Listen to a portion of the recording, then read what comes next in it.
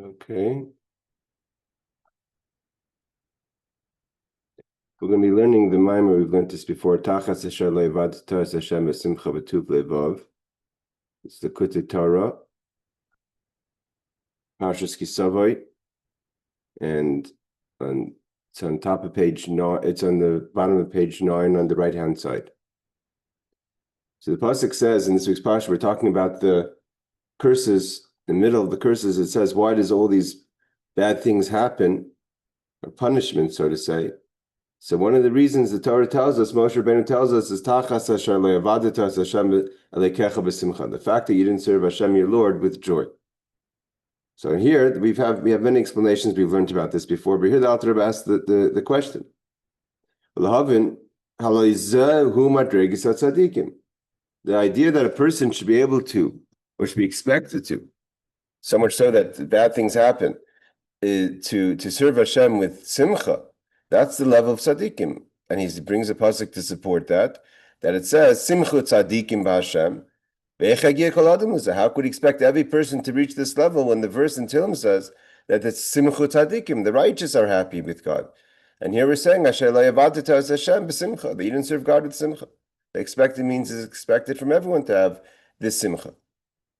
So the Rebbe says, chine yesh beis madregas b'avodas Hashem. There's two levels of service. Midas Yom and Midas Laila. There's what's called the attribute of day and the attribute of night. Bechinas Yaakov and Bechinas Yisrael. There's the level of Yaakov and the level of Yisrael. Ubederech Prat, and the Rebbe says in a more detailed manner, Heim Bechinas Torah or Bechinas Tefillah. It's the level of Torah and the level of Tefillah, of davening, of prayer. So day, night, Yaakov, Yisrael, Torah, and Tefillah. So there's Yom, Torah, Yisrael, Laila, Yaakov, and Tefillah. The idea is like this. The Maamar Zal, rabbis have taught us. Zman Torah l'chud, Zman Tefillah l'chud. There's a time for everything. The time for Torah has its time, and the time for davening has its time. Tefillah nikras chayisha. Tefillah prayer is called the chayisha, means the life of the time. It's more time dependent, right? You have the zmanim of specifically you have to daven shachars up until this point, mincha and up until this point, marv, etc. But Torah is the life of everlasting. Lahavinini not tefillah, to understand tefillah. Techsiv, it says in the verse, and Avram is the first to bring tefillah to us, is Vayashkem Avram baboker. Avram wakes up in the morning. Dahainu, what does that mean? That an Avram is Ava, is love, and Chesed. Sha'avam is called Echad Ve'echad Misrael, the hidden love that's within every Jew who Behel and Vehester B'chinas Sheina. It's concealed. So we have a natural love that's given to us, but it could be hidden, it could be in a slumber. But we have to wake up that love from its slumber.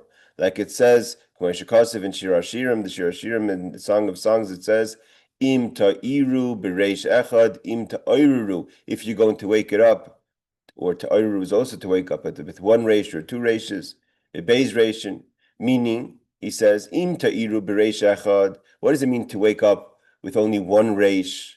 That's referring to chitzonis halev, the external of the heart. That the external of your heart, what's loving other things, starts to feel for Hashem. But deeper than that, into this oiruru, b'shnei reishin, and if you're using two reishes, it goes deeper. Double reish, like the double hey, the silent sound of the hey. Hainu primis halev. That's deeper, not the chitzonis, the external of the heart. So to say, more the conscious or things that are connected to chitzonis, the external, but then primis, the inner depth of the heart. As a ava achetechbot, and it reaches the love until a person's only desire that they feel consciously, that's revealed so deep that the only thing shetechbot, the only thing he desires is the love for Hashem. Sheishman, so he says, there's a time that we could awaken ta'iruru, the essence of the heart, this hidden love. The Hainam, when we start awakening that's b'shachris, that's in the morning, that's Yom. And that's why it says, Vayashkem Avram baboker. The Avram wakes up in the morning. So why he wakes up, you need to say that the Av of Avram, the deep love of Avram, wakes up. So that's the waking up. What's the slumber of that? And if you have a person who's sleeping, That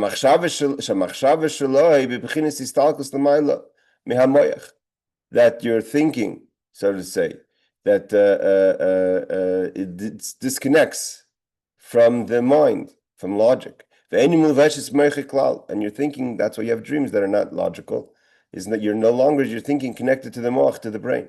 That's what happens when a person sleeps.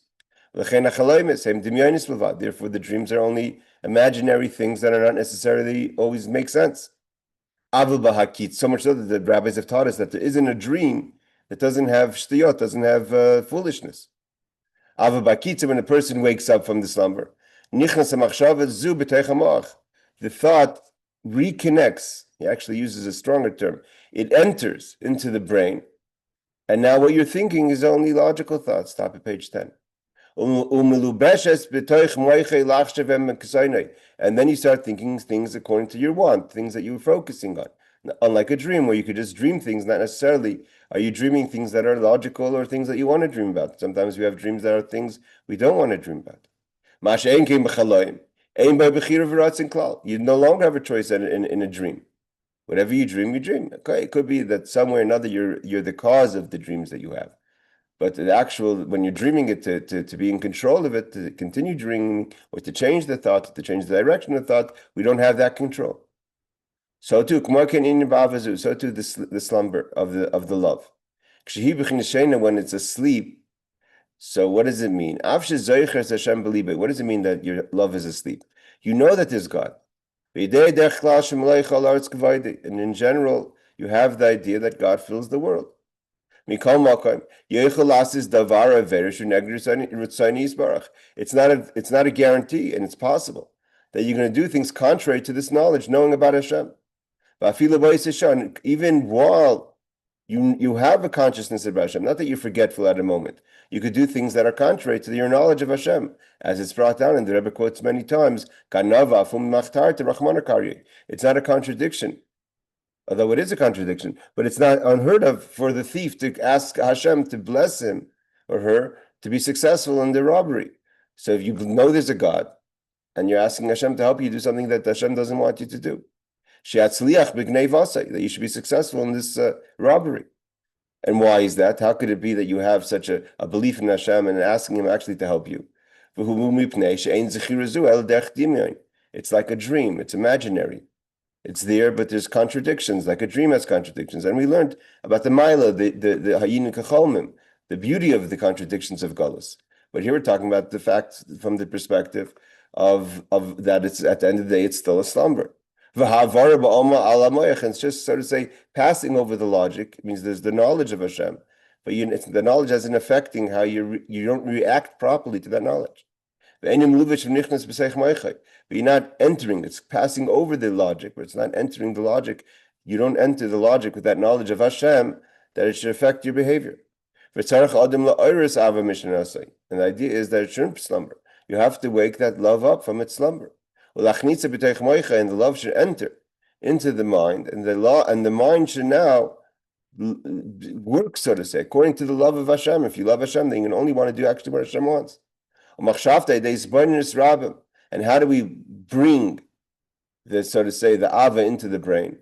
It's through Hisbonenus, contemplation.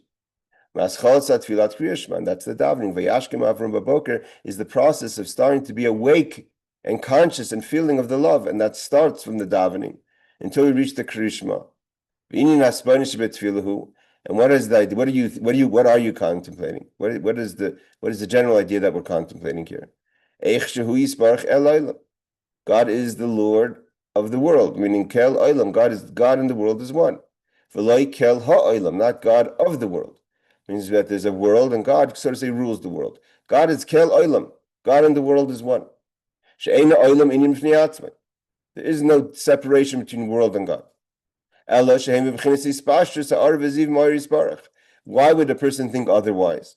It's because it comes from this, so to say, the ha'ara, the ray of the light of Hashem, like a ziv Hashem Hashem Mimenu, like the ray of a sun that comes from the sun. So too, Yisbarach Yishal B'Tzayim. That's how He created the world. So therefore, there's the possibility of the perception that there's a separation. But the Hisbonenus is telling the person, no, Kel Olam, God and the world are one. He gives an example. Like when you have something, there's the power of growth, of vegetation. There's the spiritual power of vegetation of why things grow. Asher ba'aretz, that's in the earth. Shemani yitzmach hasavim v'ilanus uperos. Because of that koach haruchni of tzameach is therefore grasses and trees and fruits and vegetables grow.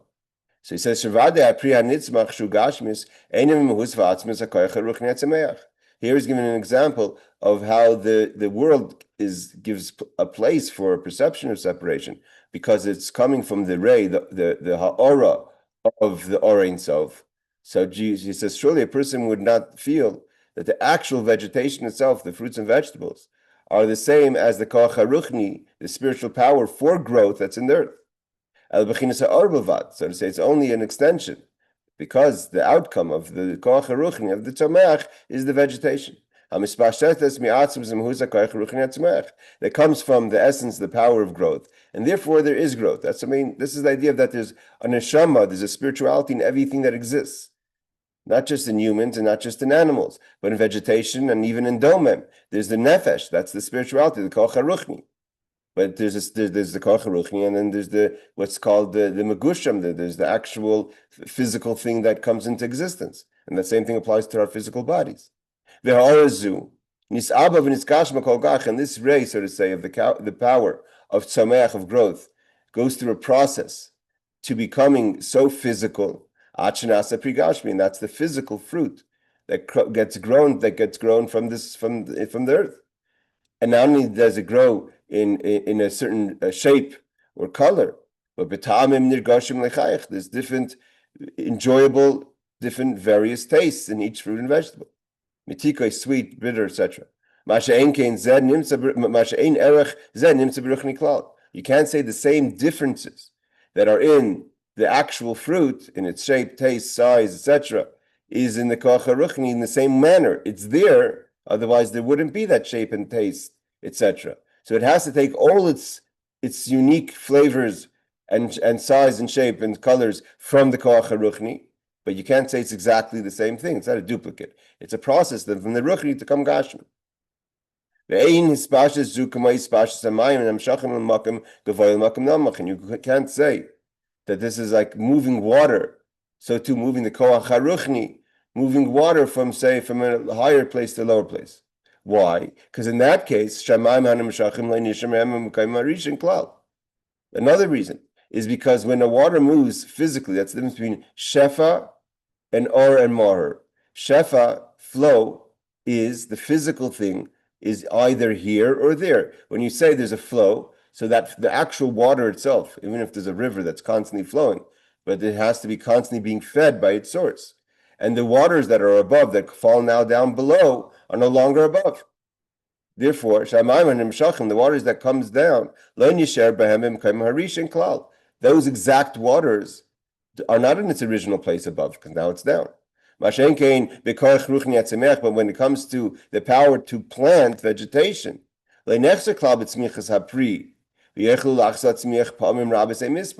you can't say that there's lacking now in the koach of tzameach because this fruit and vegetables grew,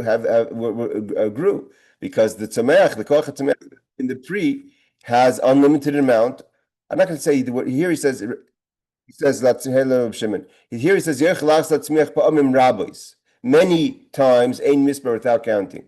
We do know that one of the reasons of Shemitah is to rest the land, and in order to get better quality, Omer, when they did the Spheres Omer and they did the Korban Omer, they would use different sides of the fields on a yearly basis because the other side would rest. So there's a concept of resting the field, but that could be about the earth, not so much the koach hatzameach in the earth. So the koach hatzameach doesn't get lessened by the fact that something is growing. So this is the difference between the light that manifests from the mar, or there's the shefa. Shefa is like a flow of water going from point A to point B. It's no longer in point A. And this is the reason. Because of the difference between shefa and or, is why our rabbis, when they talked about what does it mean that Hashem created the world, the physical world, comes from the koach hatzameach, haruchni goes into the physical, they call it ha'ara. Because like ha'ara, it doesn't take away, it doesn't lessen. The sun doesn't become weaker because it's sliding up in this house, or if the door is shut and the sun can't come into the house. So he says, hey Danny, like in the thoughts of a person. When a person thinks, where's the thoughts come from? It has a source. It comes from the nefesh and the neshama of the person. The fact that you're thinking doesn't affect the soul, that now the soul, so to say, runs out of the power of thought because you've thought too much. You can tell a person you're thinking too much. You try to direct that thought. In talking, we tell a person stop talking too much. But when it comes to thought, there's no such thing as you're exhausting the power of thought. It could be exhausting to think, but you're not exhausting the ability to think because you've thought. A person could think unlimited amount of thoughts. So what is the idea of this comparison? And what do we think? This is the hisbonenus. This is what he means, that the hisbonenus is all this hisbonenus a person is supposed to contemplate in order to awaken the ava that's hidden, the hidden love. When a person's hidden love is asleep, it's not real to you. The point is how do you make godliness a reality to you? You have to go through the process of hisbonenus.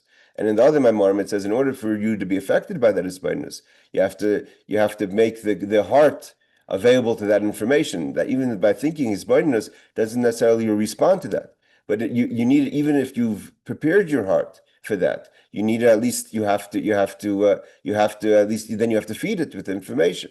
And this is what it means vayashkem Avram Baker, to awaken the love. And he's going to talk at the end of the Maamar how we prepare ourselves to be responsive to this information.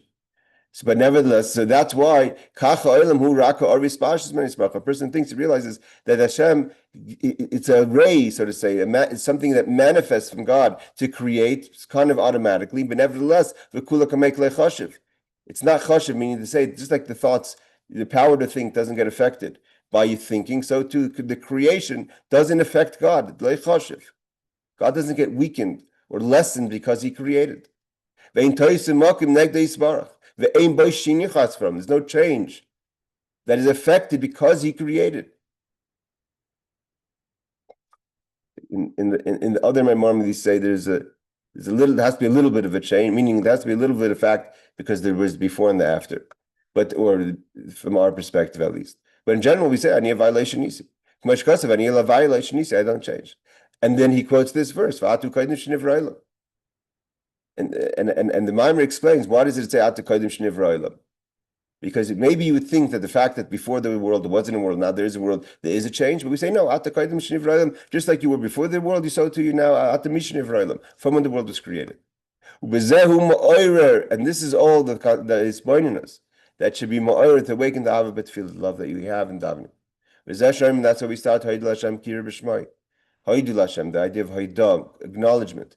We call out to his name, and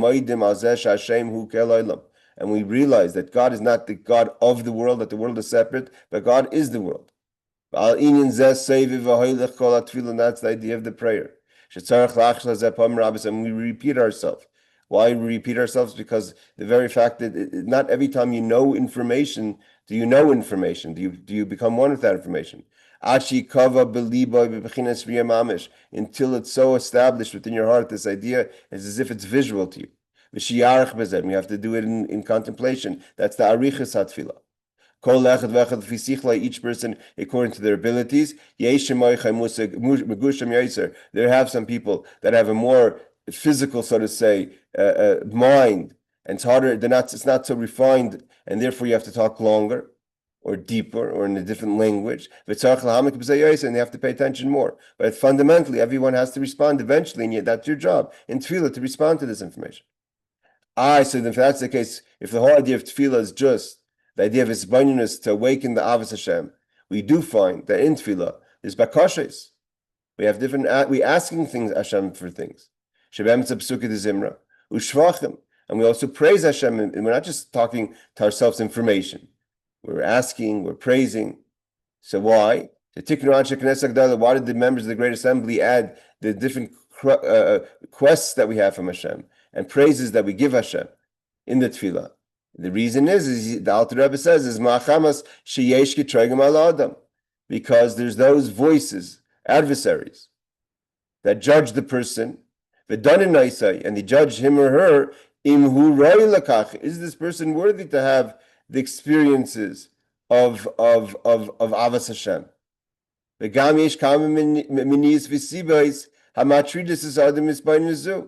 there's a lot of things that are from within the person themselves that are blocking the person from properly having this isbaininus, whether it is your mind, the power of concentration, or other distractions that are not allowing you to daven. Therefore, we ask Hashem, have compassion to let us daven. You're compassionate. But the bottom line is, these are all these are all helpers to allow us to daven, to awaken the Ava, the love of Hashem. Over Kiyar Shema, we say the actual Shema. It says, Havaya Lekenu Echad, Hashem is one. The Isa b'Gemara, as the Gemara teaches us, Anshi Yiricha Hayikorichem Es Shema, Lo Yamafsikim Be'echad Levihavta. As soon as he said Shema, he right away said, I love Hashem. They said the 6 words of Shema Yisrael Hashem Lekenu Hashem Echad V'Havta. They didn't say in between Baruch Shem Kvod Malchusay. Fishim Tluim Zebezeh, because by them it was automatically. So if he's when he reached the Shema Yisrael, and then their contemplation of the unification of Hashem, right away they had the love. The law is not like the Anshi Yirichai, the people of Jericho. We do say Baruch Shem Kvod Malchusay V'Vad, but the idea is there. The idea is that Shema, at that point, it's a culmination of everything we've been saying up until that point. The davenings, the bakashas, the shvachim, all the helpers, and for us to actually feel the love, and then we say Shema Yisrael. That's the kind of that final statement, and the response is if you have to. Why? So why is it not it's not a hefsek? So the answer is Shabarach Shem Kvod Malchusay V'Vad Lo Have Hefsek Mishum Shegam Zeh Razed Echad. The reason is because that's also part of the secret of one. When we say the Baruch Shem Kvod Malchusay, kind of talking to our level of our soul. In other places, it says that the Anshi Yirichai were on a much higher level. So therefore, they went straight into V'Yahavta, where we have to sometimes bring it a little down to ourselves more. Baruch Shem Kvod Malchusay to stress the God's kingship over us. But at the end of the day, Voed is the secret of Echad, B'Chalufei Avzon, in the Kabbalistic ways of changing the letters, as is known. V'Hine, he says, this love that we're revealing, there's 2 levels of love. There's Ava Shanasis Me'aleha. There's a natural love. That happens when a person's contemplation of the oneness of Hashem. And then it's like a flame that just rises up to its source. And it's burning kirish b'yesh. And it has no agenda. It's not because I love Hashem because I want something from God. There's no mavukesh, there's no quest. It's just literally the experience of the love itself. It talks about, when you talk about the tzaddik, it talks about it in the first chapters of Tanya. But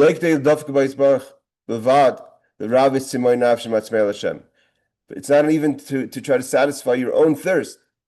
It's just an absolute expression of a connection between the soul and God. Eliezer Chassid, who's a true Chassid, Hametz Chassid in Kanya just wants to be with his creator or her creator. So that's one love. Ava Sheni is the second love. It says, "Hu shechafetz u'mishtayki l'davka v'yitzrach," where you do want to connect. It's about you wanting to connect to God. And this is where he's going to start answering. At this idea that it says Simcha Tzadikim B'Hashem, that only the righteous have Simcha, that's the higher level of love. But the love that you want, that you realize that it's in your best interest. God is your source of life. Everyone could reach that love. That's the commandment for V'Yahavta. Do what it takes to really reach the level that you want to love Hashem. The idea is that you want that Hashem should be your Lord. The first love, that's only the highest level of tzaddikim. So now he answers the question. He asks the question that we say that all the punishments happen because you didn't have simcha. How could you say that simcha is only for tzaddikim? He says, no, there's 2 levels. There's the simcha that comes from the natural love that has no conditions, no agenda. But the love that you exist, that you have yesh mishayib, there's someone who loves. So that's lower. Yes, you exist and you have consciousness of your needs, but the idea is those needs should be in line with your love of Hashem. And that's what it means, Kabbalas Malchus Shemaim B'Krishma, to accept the yoke of heaven in Shema. You can't actually cleave. No thought could grasp or cleave to Hashem. When he's, so to say, hidden, there's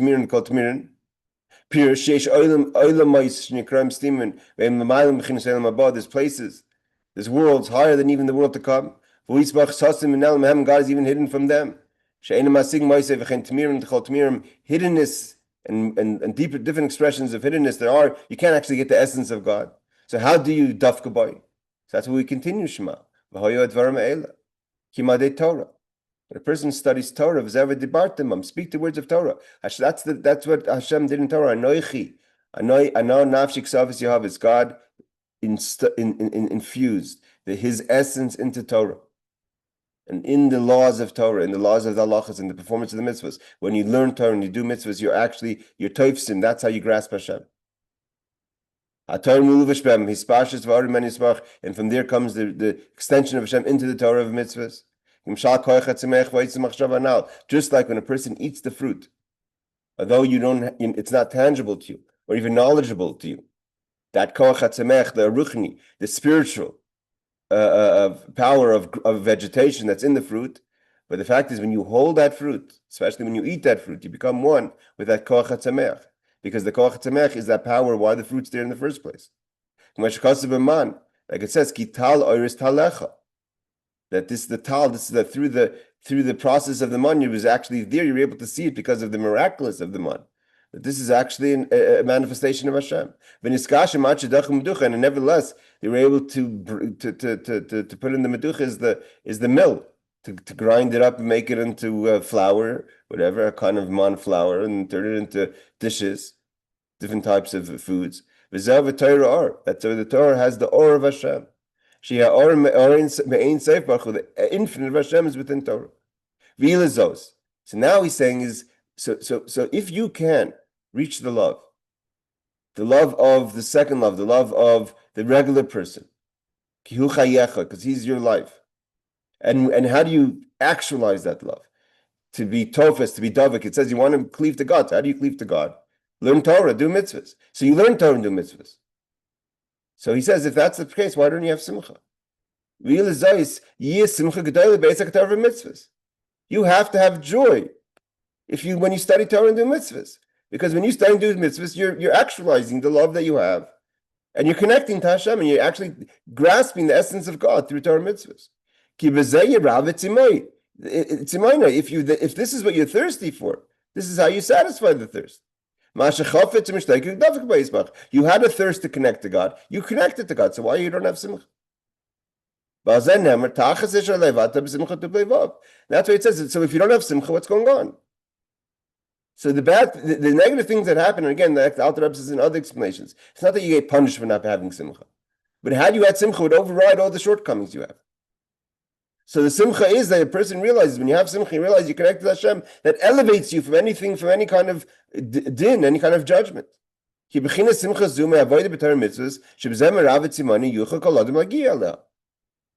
person could reach the simcha, so why are you not happy? Every time you do a mitzvah, it's an opportunity to you've done something, you've connected to Hashem, that should bring you tremendous joy. There should be no greater joy than that. It says there's two levels of learning Torah. There's echa take of acher tefillah.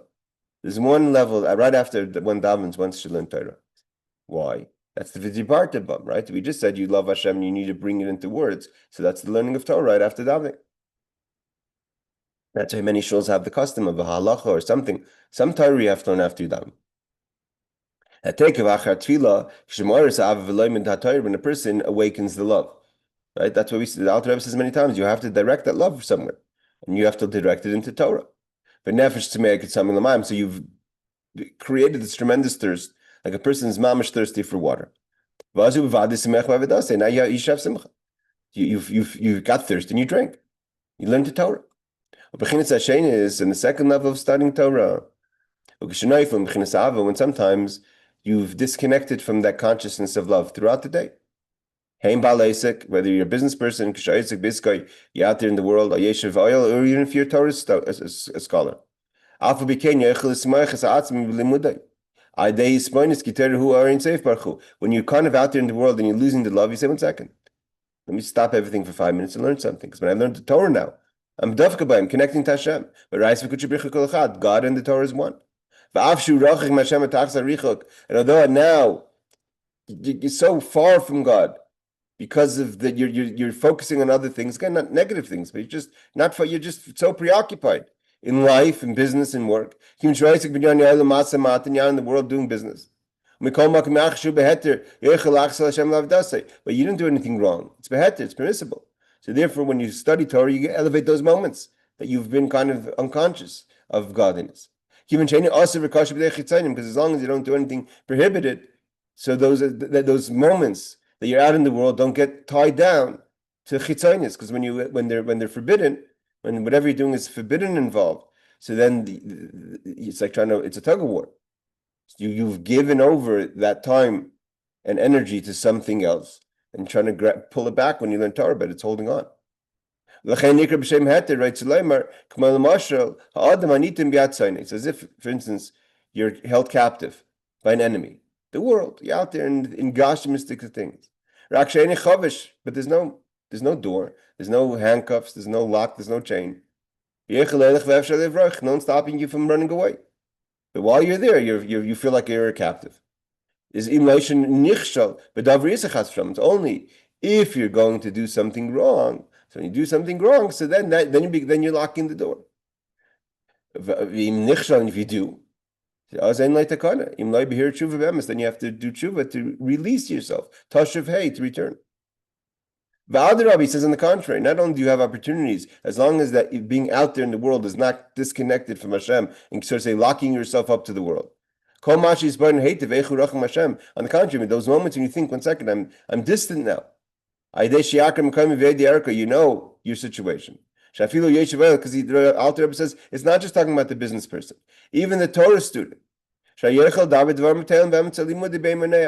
lot of people don't just, it's hard to sit there and learn consciously the whole day. A lot of time we just talk, wasteful words. And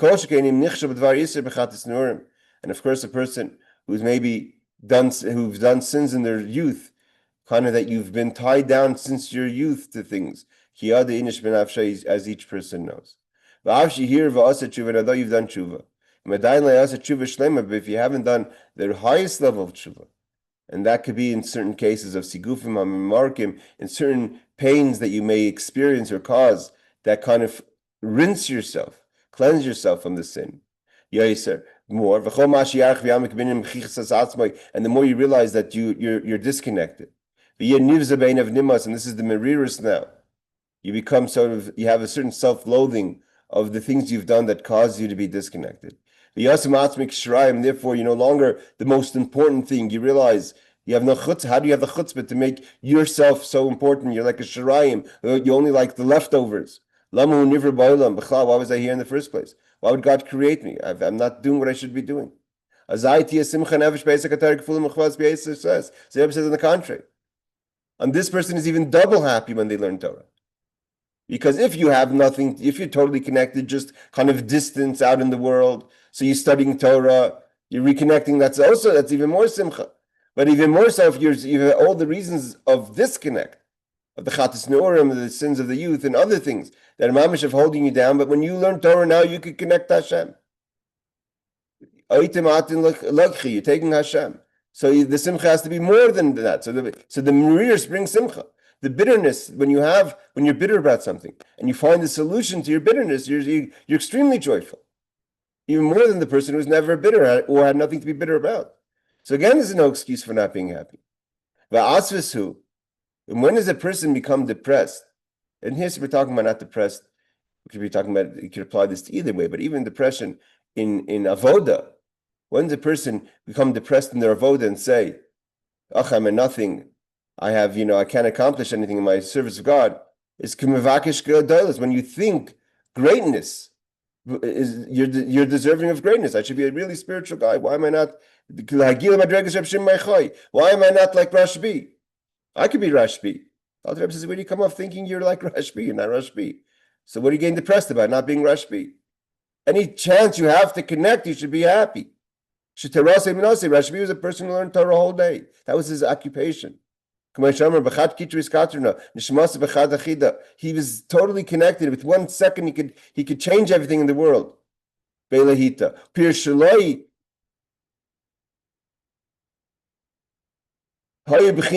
never was sleeping. He was totally conscious. So therefore, he's Rashbi. He's Rashbi. So but you're not Rashbi. So you should be besimcha. Where do you come off being depressed? And surely, if your depressions are not about ruchnius things, your depression are about your lack of gashmis, or your lack of kavod, or your lack of recognition in physical on a physical measurement.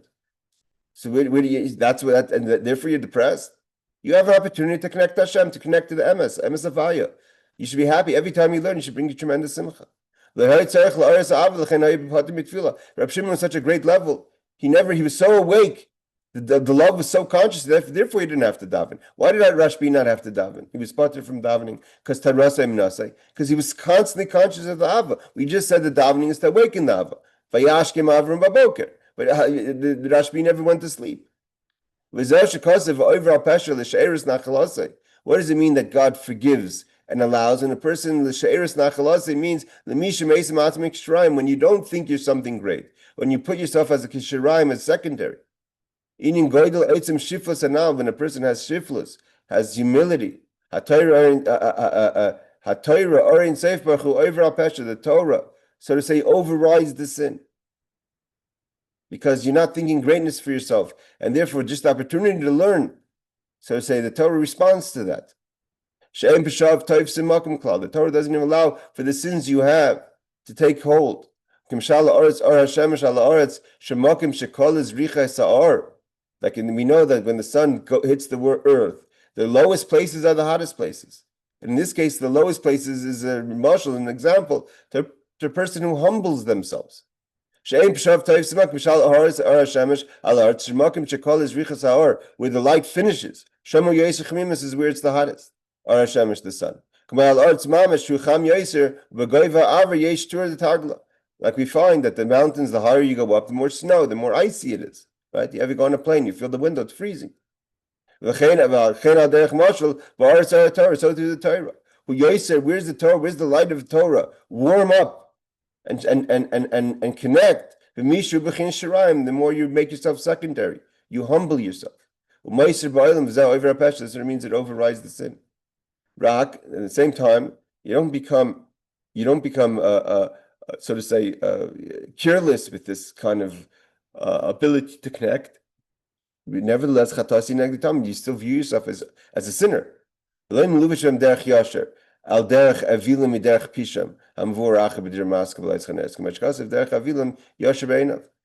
not like the person who's the sinner who thinks everything's okay.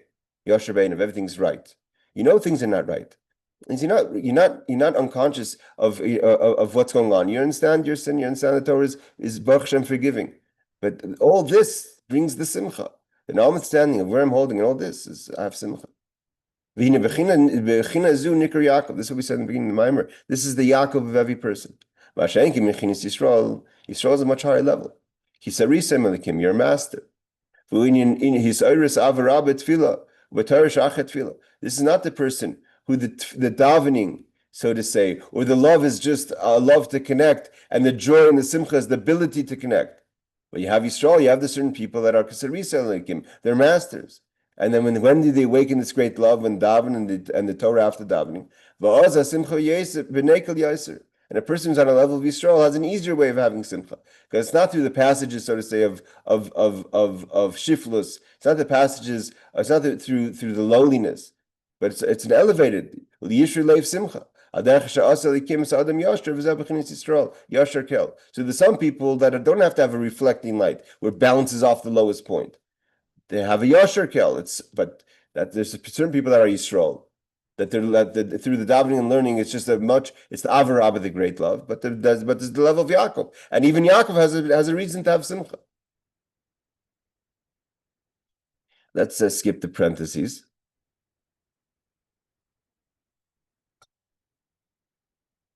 He explains again what we just spoke about, the difference between Simchut Tzadikim Hashem, which was this question, and there's Moedim Simcha. There's certain times where everyone could kind of get a higher level of Simcha.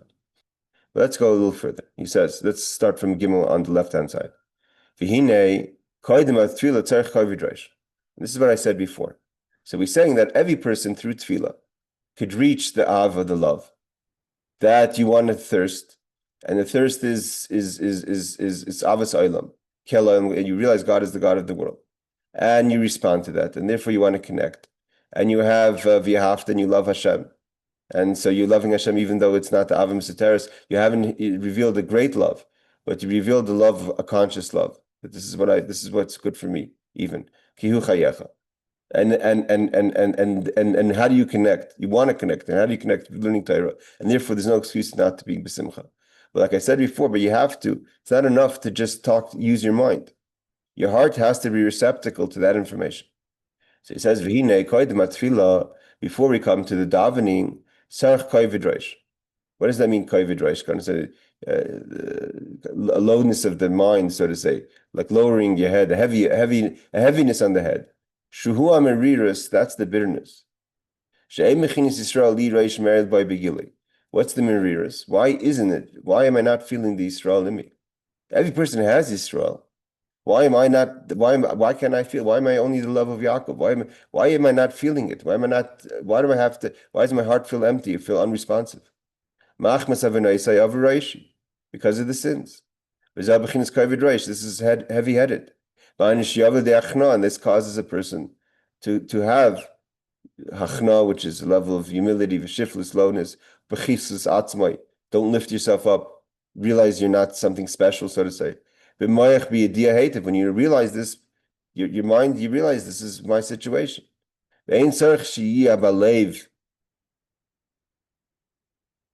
Dafka. It's not that you have to actually feel, but you have to know. And he says, but at the same time, you can't be like a person who feels that when it comes to davening, I could have just a closed up heart, and I'm start saying the words, and then I'm going to say v'yahavta. I mean, how you said all the words? You said that you talked to yourself. You did all this bindiness. You said Shema, but you're not. Your lev is closed up. It's not. It's like trying to pour something on a sealed vessel. There's nothing. It's not going to go in. The chesed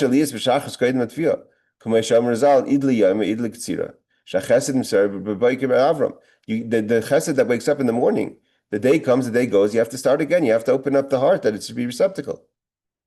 And how do you get rid of the timtum halev?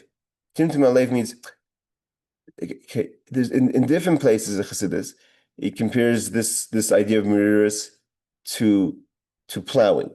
Just like you have to plow the earth and to soften the earth. Otherwise, if you just throw seeds on unplowed earth, nothing's going to happen. So too, the heart has to be plowed. So the actual heart itself has to be worked on to be receptacle to this hisbaininess, to start feeling the love. But Timtum Alev is kind of beyond that. Timtum Alev is it's like there's a shell around the heart that's not allowing it to feel. So how do we get rid of that Timtum Alev? I guess in other places it explains it different ways, whether it is just revealing the receptacle of the heart or making the heart the receptacle. But either way, the heart on its own, the way we have it, is not ready just to be informed of information, to be responsive. So what are the three ways? It says, there's three ways to get rid of these obstacles that prevent the heart from feeling. Aleph is mikvah. That's why we go to the mikvah in the morning. As it says, ma mikvah matar, just like the mikvah cleanses. So this idea is that it cleanses the person to be a receptacle to tefillah. V'ini Arif, the Rebbe, the Alphys, which was one of the original Rishonim who lived in North Africa. Perik Gimel de Brachas, v'Talmidei Rabbeinu Yonah, and the students of Rabbeinu Yonah, Kasu v'Shem Reb Hai, they say both in the name of Reb Hai Gaon.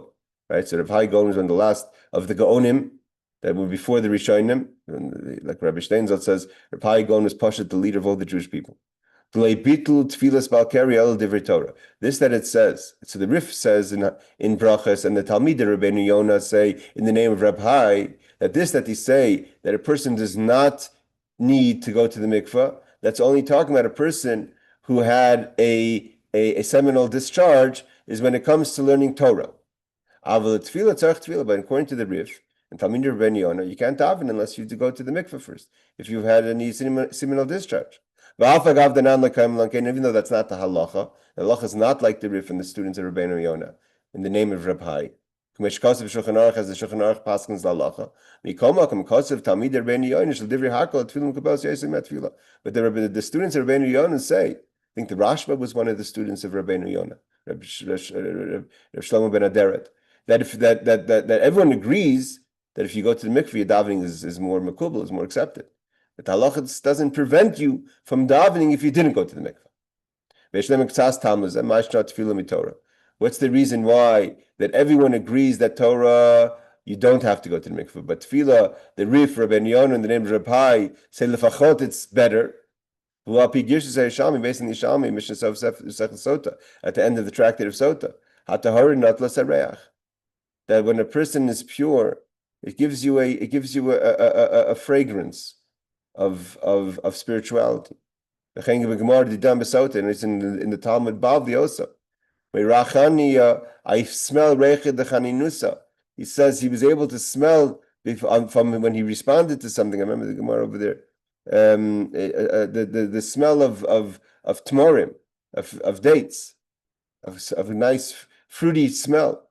When he said that, I see that you're pure. So we see a good smell is the sign of tahara. So we see that the purity gives off a good fragrance. The fact that we're not talking about a physical fragrance, because we're talking about someone who was able to smell it. Like Yitzchak says, I smelled when Yaakov walked in. He said he smelled the smell of Gan Eden. Rashi says, when he smelled the smell of Gan Eden, he was wearing goat skins. That's the physical smell, but the spiritually, Yitzchak smelled the smell of Garden of Eden. Why would purity or impurity give off a fragrance? Because Tuma and Tara is an encompassing, so it's like a smell is an encompassing idea. Therefore, it's connected to smell. The purity gives off a fragrance because it's encompassing the person. So therefore, of course, you go to the mikveh. V'nikabonis, like we say when it comes to sacrifices, that's a reich nichoch. It's a pleasing smell for Hashem.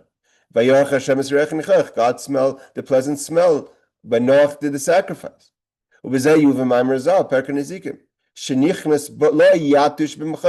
What was the punishment that Titus had for destroying the temple? Was that a mosquito went up his nostrils. Why? God punished him. Why? Because he destroyed the temple, and he nullified, because of the destruction of the temple, the sacrifices. That was giving God a pleasing smell. His punishment was that up his nostrils he was punished by the mosquito. Like it says, Uthilasi echtem lach. What does it mean echtem lach? My prayer is like, so to say, a nostril. Because davening is in the place of the sacrifices. It also causes a good fragrance. So therefore, you should be tahar. You should go to the mikveh before you daven. There's an expression that says, I pray to the one with the nostrils, the one who smells. Therefore, the number one is you have to go to the mikveh. It gives this pleasant smell. And that's the idea that to the person who smells, who appreciates the good smell, the fragrance that I have, is because I retire myself, I purify myself. Therefore, the students of Rebbeinu Yonah says, you may not halachically have to go to the mikveh, but everyone agrees, if God is sensitive to smell, so he's sort of the Talmid Rebbeinu Yonah is saying, you may not halachically have to, but it definitely adds points. Okay, let's skip that. That's number one. Number two is to make yourself a receptacle before you start davening is tzedakah. Person has to give tzedakah before they daven, like it says, Rabbi Elazar, Yoav Pruta, Rabbi Elazar gave a little bit of tzedakah, like it says, but tzedek with justice, also tzedakah, echza panech, I come to see you, which is talking about tefillah.